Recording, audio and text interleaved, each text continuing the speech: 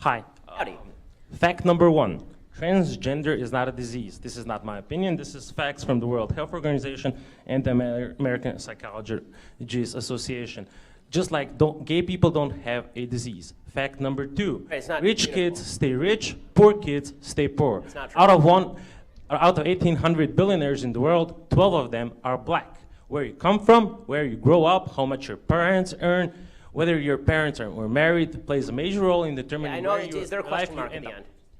Fact number three, I would just like to remind you that hate speech is not free speech. Yes, it is. And my question is, since facts don't care about your feelings, why did you use false facts? Okay, so none of the facts that I used are false. First of all, yes.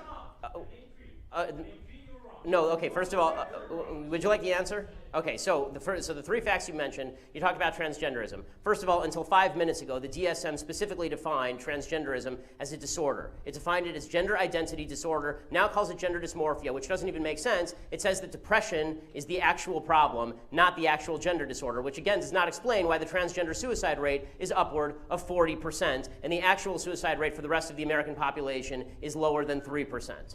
Okay, so that's number one. Number two, you talked about income inequality, and you suggested that all wealth is inherited. This is nonsense. According to the IRS statistics, if you are born into the bottom 20% of wage earners in the United States, you will not be one of the bottom 20% of wage earners in the United States. 90% of people will not be within 15 years. There's tremendous wage mobility in the United States of America. Plus, there is not a group of people who just sit at the very top and stay there. People move up and down, in and out of the 1%. 1% just defines the line of income.